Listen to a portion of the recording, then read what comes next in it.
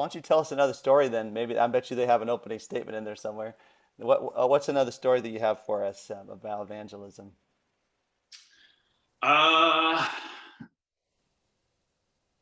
I, I don't know if I have another one as compared to that one.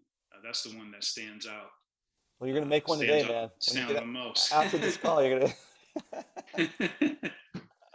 um, Even little things like. I can share one. Sure, I can share one. So I have a buddy. Actually, he's my best friend in high school. Actually, elementary school, middle school, and high school. And I can't remember what we were talking about. We saw each other recently for the first time, and recently in around Thanksgiving, we saw each other. Our high school football team made it to the state championship. We still follow our high school football team, and he actually lives on the West Coast, and I live here, in Tennessee, and we actually both. This is how dedicated a fan we are. We flew to South Carolina just for one day to watch this game.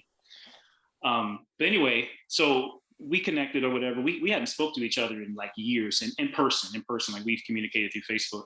So long story short, we were talking about something when we got back, to our respective places, and I think we were communicating online, and I was sharing something with him, and then he said, "Hey, man, I'm actually trying to get into reading the Bible. Do you have any recommendations for me?" And that just wasn't like, out of the blue, like, let me just ask Maurice. I'm assuming, I didn't ask him, but I'm assuming it's because he knows that I share scriptures online, and that you know, most of our communication is online. So I'm assuming it's from that. So even something like that, you just never know who's watching you, and who may reach out to you for advice. So I actually ended up sending him A Muscle and a Shovel. Book is a good place to start, and I followed up with him just to, I don't want to put a beat him down or anything along those lines, but periodically just check in with him. He says so far the book is good and didn't have any questions, so I'll just continue to follow up with him. But I mean, that's kind of what's the word I want to use?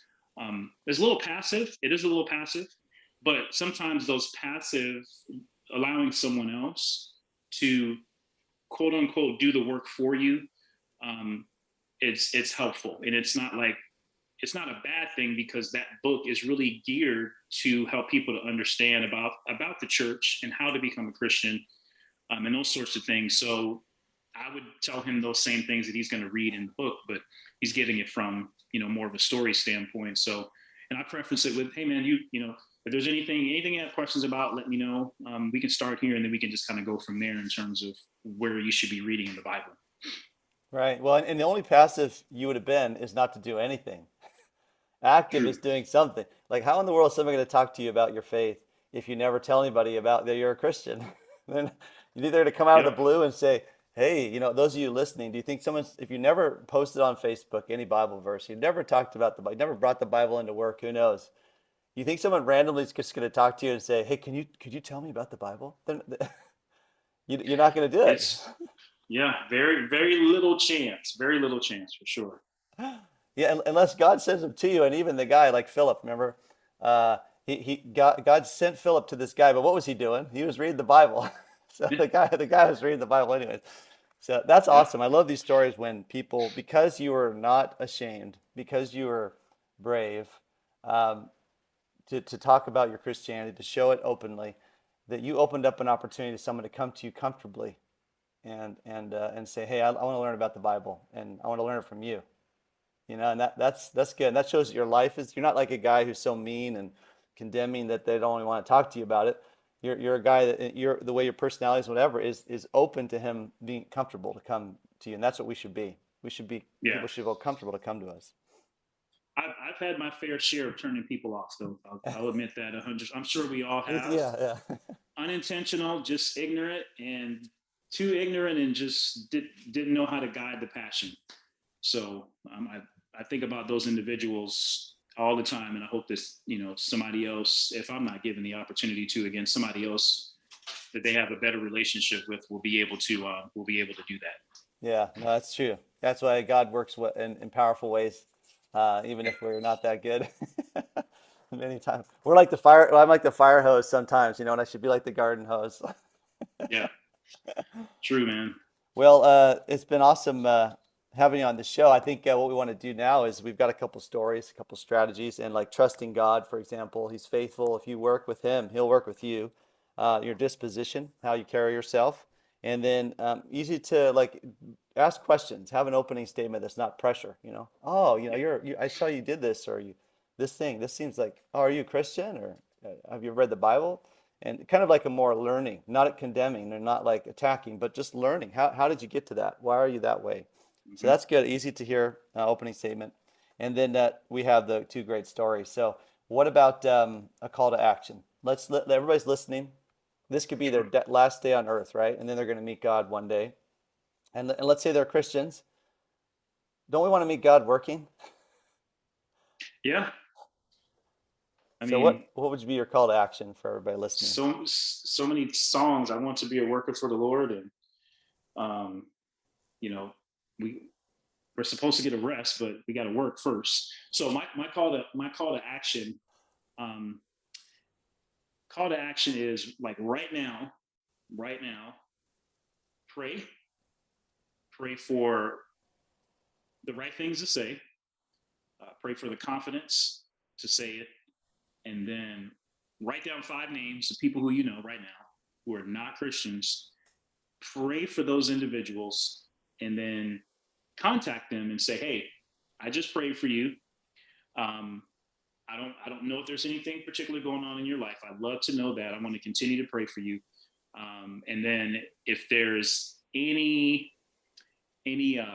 questions that you may have, right? Anything that you want me to know about, anything that I can help you with from a biblical standpoint, let me know." I think that's a good way to get going. Open up that relationship, build that relationship with those 5 individuals. If you haven't reached out to them in a while, it'd be a perfect time to. If you already know them, this would be an opportunity to at least, let them know, hey, I'm thinking about you, especially in, these days and times that we're in right now. And I think that is a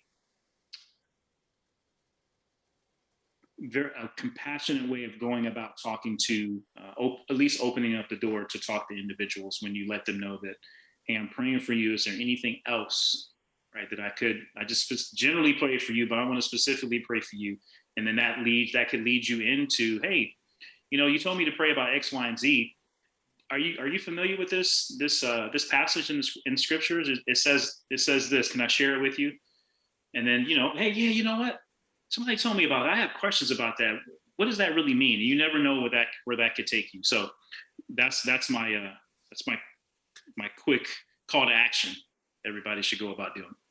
Well, if they did that, if you put 5 names down, worst case scenario, they're going to know that you care about them. Maybe they're not interested in the Bible. Best case scenario is every single one of them has some crazy need. They needed a prayer, and you just happen to pray. And now they're like, wow, how did this person do this? And you say, not me, it's God. So exactly. Don't waste the opportunities, because we don't have a lot of opportunities, right? We just don't waste it. So awesome, Maurice. Thanks for being on the show, man. I appreciate it. I appreciate you, man. Appreciate you. Glad we're able to get together. Yeah, God bless you. You've been listening to Be Brave. The world right now is a crazy place, and sharing the love of God is the most important thing we can do right now. We hope you've enjoyed the show. Make sure to like, rate, and review. And we'll be back soon. But in the meantime, hit up gobebrave.org. Remember, the love of God is the most powerful force in the universe. Learn how to love like Jesus. See you next time.